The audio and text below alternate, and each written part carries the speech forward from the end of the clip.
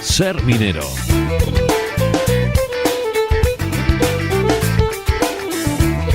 Es la 1:20, charlamos en directo con Roberto Fernández, director del Museo Minero de Sabero. ¿Qué tal, Roberto? Muy bien, aquí con la resaca de Santa Bárbara. Bueno, y además sin parar, ¿no? Porque hoy, que es tradicionalmente día de descanso en el museo, ¿hoy estáis abiertos? No, hoy no. El museo está cerrado, pero nosotros estamos trabajando. Por eso. A ver si alguien se acerca por aquí, lo abrimos, pero hoy es el único día que cerramos. Los lunes lo respetamos porque si no es imposible. Bueno, vale, Andamos pensaba. un poco justos. Entonces andaba yo despistado, que pensaba que sí que abríais. Que os dejen descansar, ¿no? Que os lo habéis ganado. Un poco, si llevamos una semana muy atareados. Y encima yo os quiero os dar más trabajo todavía. Bueno, pero sabemos que sois muy hospitalarios y muy amables, eso ya lo sabemos. Si a alguien que se acerca, lo abrimos. Bueno, pero en todo caso sí se avecina un buen número de visitas, ¿no? Estos próximos días. Esta semana, bueno, será buena, como todas estas semanas que hay fiestas por el medio, sí. Uh-huh.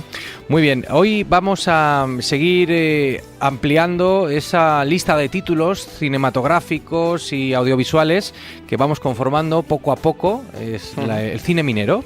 Cine minero, sí, esa forma de entender la minería de otra manera, ¿no? Viendo documentales tranquilamente y, bueno, conociendo el mundo de la mina a través de la imagen, ¿no? y del sonido. Hoy vamos a hablar de un documental que se proyectó la semana pasada en Villablino. El documental se titula Brumaire en español. Bueno, yo creo que es un documental muy interesante para entender muchas de las cosas que han pasado en la minería y que están pasando en Europa y en España.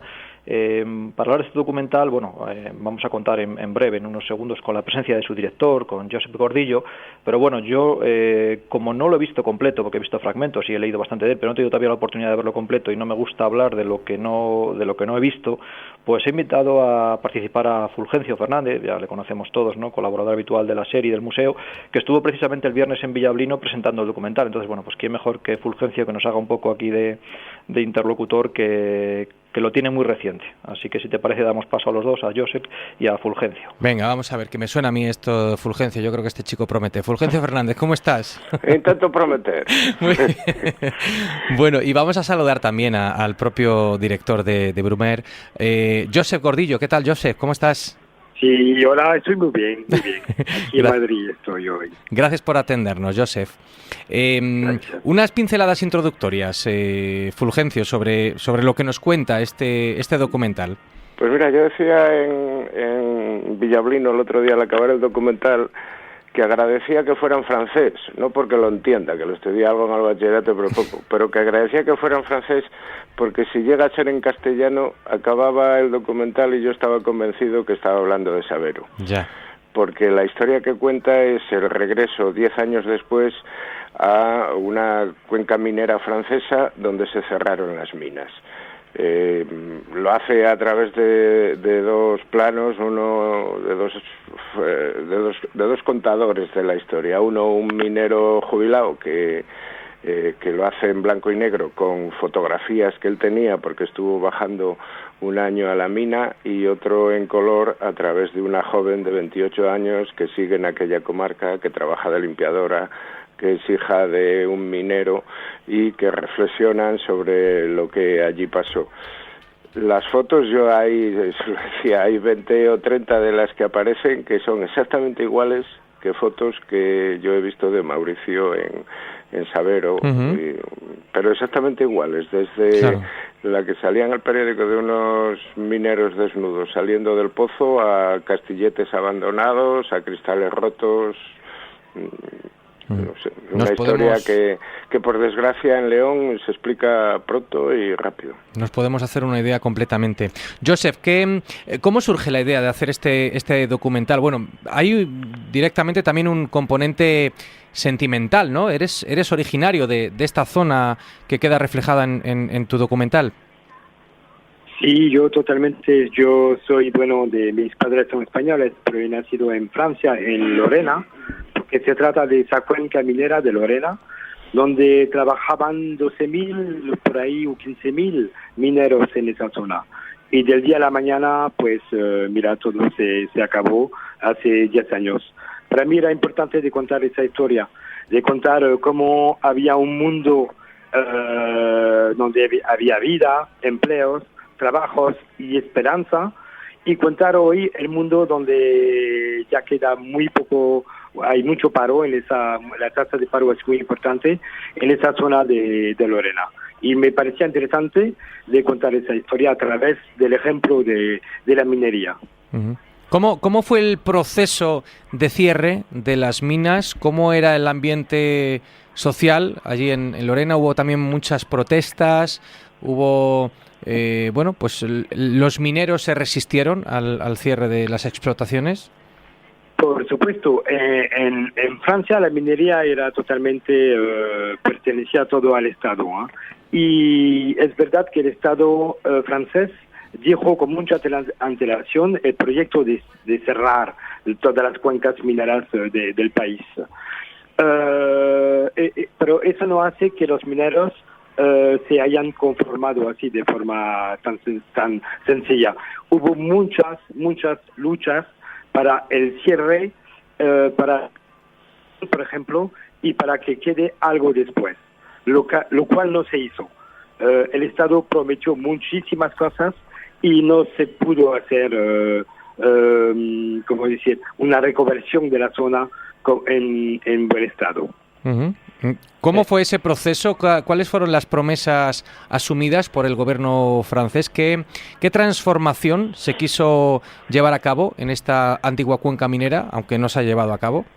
No se llevó a cabo. Había muchas empresas que habían prometido que muchas fábricas se iban a poner ahí, pero todo eso se lo llevó por la globalización, el movimiento internacional de desindustrialización de la cuenca, de toda Francia. Porque si aquí hablamos de minería, también había en esa región, había mucho hierro, acero, y todo se fue. Entonces el Estado no pudo llevar a cabo ese proyecto de reconversión de la minería. Entonces hoy lo que queda es muchísimo paro. Uh-huh. Roberto, como nos estaba diciendo Fulgencio, efectivamente es que parece que está hablando de Cisterna Sabero, por ejemplo. La verdad que viendo estos documentales, me parece muy bien, ¿no?, que estos documentales se pongan en las cuencas mineras. De hecho, yo voy a intentar ponerlo ahora en el mes de noviembre, en el mes de diciembre, que es muy interesante, pero casi es más importante que se pongan en lugares que no sean mineros, que se proyecten en sitios que no sean mineros, porque es una forma de entender realmente lo que pasó, ¿no?, y lo que está pasando. Yo te quería preguntar, Josep, que también he leído en alguna entrevista con Fulgencio, detrás de todo esto parece que también hay un trasfondo de acabar con la esencia del movimiento obrero, que realmente han sido siempre los mineros los que han sido la punta de lanza del movimiento obrero. Tal vez vaya por ahí también, ¿no?, la historia. Claro, que porque hay un matiz político, yo creo, detrás de todo eso. El obrero francés, y me imagino del mundo entero, el obrero, pero voy a hablar de Francia. En Francia, esa cuenca, por ejemplo, era políticamente, votaba muchísimo al Partido Comunista. Y si miramos las elecciones de hoy, políticamente, esa cuenca vota en mayoría a la extrema derecha.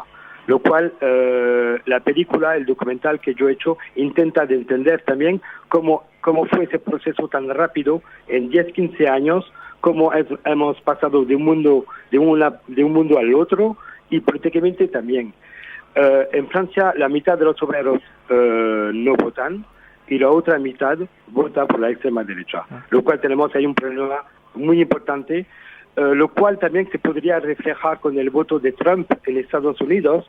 En España sé que el tema es un poco distinto, que la extrema derecha, como yo le he dicho, hay como una vacuna de 39 años y hay muy poca extrema derecha. Pero en Francia es un problema muy grande, no solamente las cuencas mineras, pero en muchos lugares fuera de las grandes ciudades. ¿Cómo viste el otro día la reacción de los mineros que estaban allí en el salón de actos viendo el documental? Pues la verdad es que los mineros quedaron absolutamente impactados. Hubo después un coloquio, quedaron absolutamente impactados porque les estaban contando su vida, y incluso en el debate posterior pues asumían las reflexiones del minero francés y de la joven francesa que vive en una comarca deprimida. Y de lo que hablabais entonces hay una frase que dice el minero del documental y que repetían los mineros que estaban en el coloquio. Es una frase del minero que dice: el problema fue que no supimos identificar al enemigo. Luchamos contra la policía, incluso ganamos, luchamos contra la política, incluso ganamos, porque hablaba de que se habían cambiado 3 gobiernos, luchamos contra tal, y resulta que el enemigo era el dinero, porque el problema definitivo fue, y ahora os vuelvo a sonar mucho España, que empezó a llegar carbón de Sudáfrica, de Polonia, de tal, que era mucho más barato. Y ese enemigo no lo identificaron, y ese enemigo no lo identificamos en España, y hoy en aquella comarca están volcando camiones. O sea que cuando se lo contaron, dijeron, coño, ¿cómo de todos los lados repetimos los mismos errores, o se repiten las mismas situaciones, o actúan los mismos elementos? Supongo que, Joseph, tú también percibiste, ¿no?, un gran grado de identificación entre los mineros leoneses y lo que estaban viendo que les había pasado o les está pasando a sus homólogos franceses. Sí, correcto, es que se nota, es que un director intenta siempre tener un punto de vista universal, pero no me imaginaba que había un reflejo tan parecido de Francia a España. Yo tampoco lo esperaba en realidad. Bueno, pues muchísimas gracias, Joseph, por habernos atendido, y gracias. Roberto, ya nos tendrás informados, a ver, y nos precisarás cuándo se puede ver el documental de Joseph allí en el museo. A ver si el día 23 o por ahí, antes de la Navidad, tenemos la suerte de poder proyectarlo aquí en el museo. Bueno, pues ya lo contaremos por aquí. Joseph Gordillo, un fuerte abrazo. Muchas gracias. Gracias, compañero Fulgencio Fernández. Gracias, un saludo a Joseph, que pasamos una noche muy agradable en Villablino. Y gracias también a Roberto Fernández, director del Museo Minero de Sabero. Hasta el próximo lunes.